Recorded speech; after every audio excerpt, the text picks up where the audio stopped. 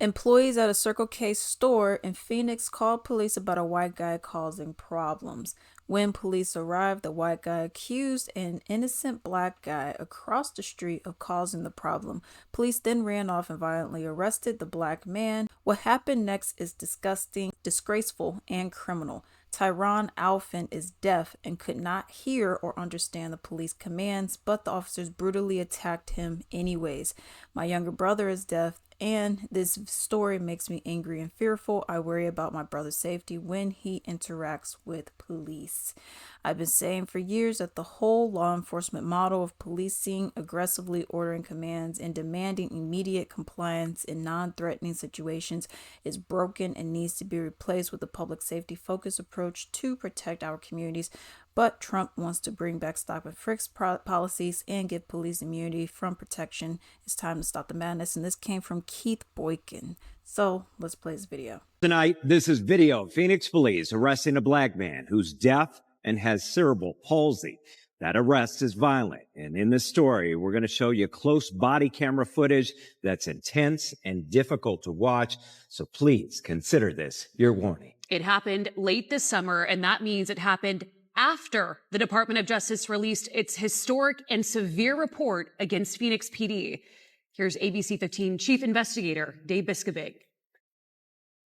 Yeah, we reached out to Phoenix police about this arrest, but they aren't saying much about it. They only confirmed it's now under internal investigation. But this case raises a lot of questions, and it really serves as sort of a test case. And that's both for Phoenix and the DOJ. See, Phoenix is trying to prove it doesn't need federal oversight. But will the DOJ trust the city when things like this continue to happen?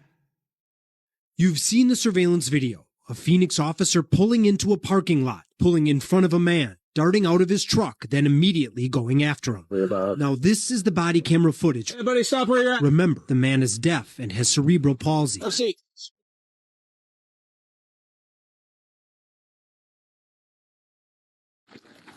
Tase him, tase him, tase him.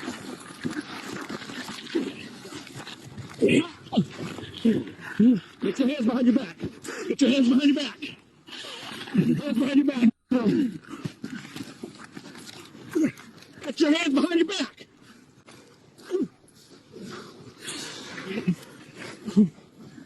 Hold them.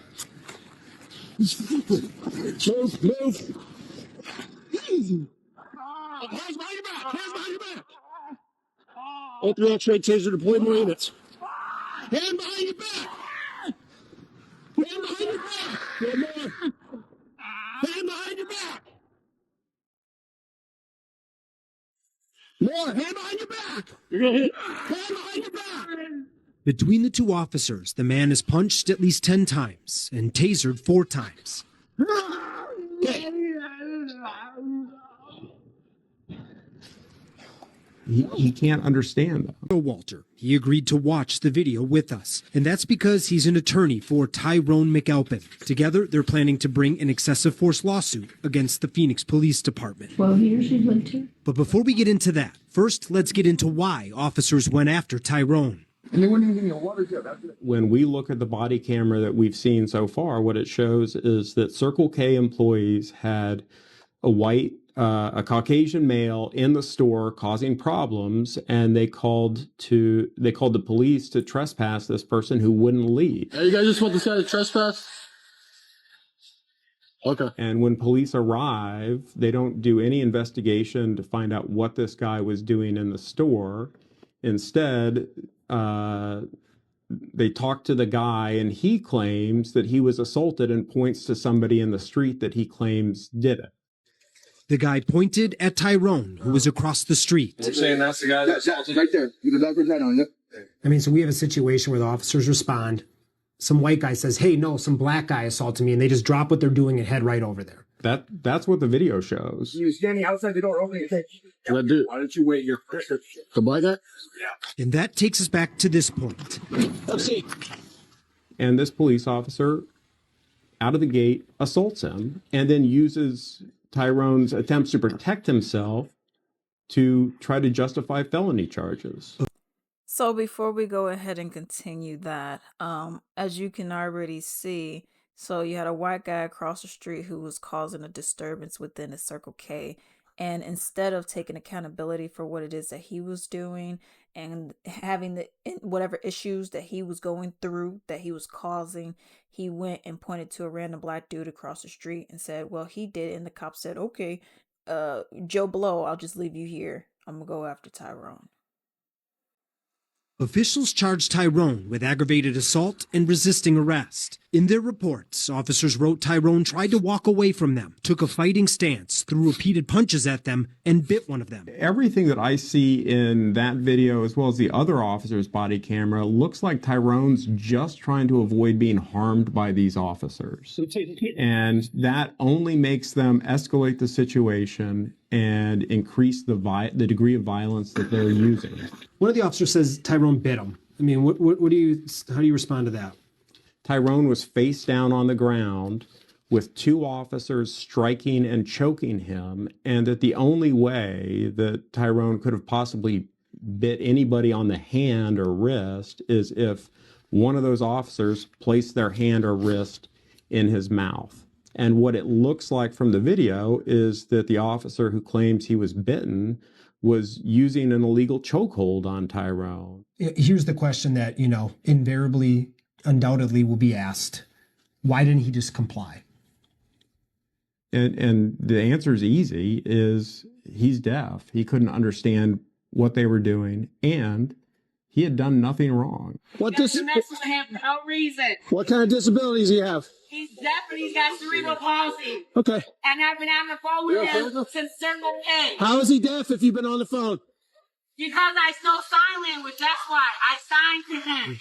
That's why. Nowhere in their police reports did the two officers document they were told about Tyrone's disabilities. But records do show when another cop went back to check store surveillance footage and talk to witnesses, none of it supported the white guy's claims. Remember, he told officers Tyrone assaulted him at the store. But there was no evidence of any assault. Store employees say the white guy was the one causing problems, getting aggressive, laying on the floor, and refusing to leave. In fact, store employees told police Tyrone tried to get him out of the store and eventually just left. Now, this all happened on August 19th. That's 2 months after the Department of Justice released the results of its historic investigation into Phoenix PD. It's almost like a single example that illustrates all of the problems highlighted in the DOJ's report. Among many failures, the DOJ found Phoenix PD has a pattern and practice of racial bias, escalation, and not giving people a chance to comply before using force, excessive use of tasers, dangerous use of chokeholds, and violating the rights of people with disabilities.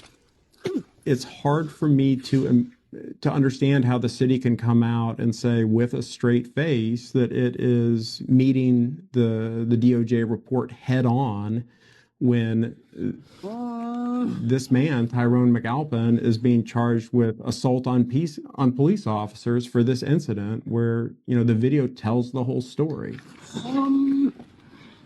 Hey, get up. Stand up. Oh. So still now a month later, he's still facing charges for this. That's correct. He's in cuffs. Now, as you just heard, Tyrone is still facing several felony charges. In fact, even though those officers are under internal investigation, they still just went into court to testify against Tyrone. And as you can see, our cameras were there, and a judge ruled there was probable cause for the case to move forward.